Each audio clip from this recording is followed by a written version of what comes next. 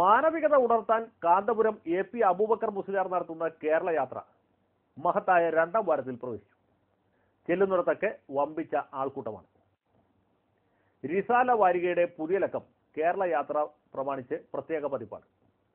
കാന്തപുരവുമായി AK Abdul Majeed നടത്തിയ സുദീർഘമായ അഭിമുഖ സംഭാഷണം. പിന്നെ മതം, മനുഷ്യൻ, മാനവികത എന്ന വിഷയത്തെക്കുറിച്ച് മതപണ്ഡിതന്മാരും മനുഷ്യാവകാശ പ്രവർത്തകരും പങ്കെടുക്കുന്ന ചർച്ച.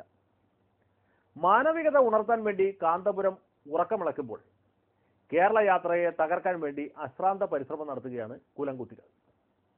വഹാബികളെക്കാളും മൗദൂദികളെക്കാളും ആവേശത്തോടെ കേരള യാത്രയെ എതിർക്കുന്നത് ചേളാരി സമസ്തക്കാരാണ്. SKSSF വിമോചന യാത്ര നടത്തുന്നു. കോട്ടുമല ബാപ്പു മുസ്ലിയാരാണ് വിമോചന യാത്രയ്ക്ക് ചൂട്ടുതെളിച്ചത്. കോട്ടുമലയും ചെറുശ്ശേരിയും ചേളാരിയിലുള്ള ബാക്കി സകല മുസ്ലിയാക്കന്മാരും കൂടി ചൂട്ട് കത്തിച്ചാലും കാന്തപുരത്തിന്റെ രോമം കരിയില്ല. മുസ്ലിം ലീഗിലെ മൂരാച്ചികളും കേരള യാത്രയെ എതിർക്കുകയാണ്.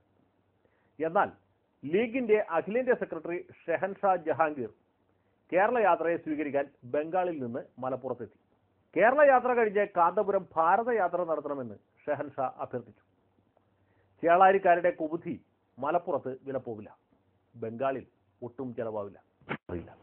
തീവ്രവാദത്തെ ചൊല്ലിയുള്ള ചർച്ചകൾ പൊടിപാറവേ മാനവികത ഉണർത്താൻ വേണ്ടി കാന്തപുരം AP അബൂബക്കർ മുസ്ലിയാർ നടത്തിയ കേരള യാത്ര തിരുവനന്തപുരത്ത് സമാപിച്ചു. തലസ്ഥാന നഗരം വെള്ളക്കടലായി എന്നാണ് പത്രങ്ങൾ അടിച്ചുവിട്ടത്.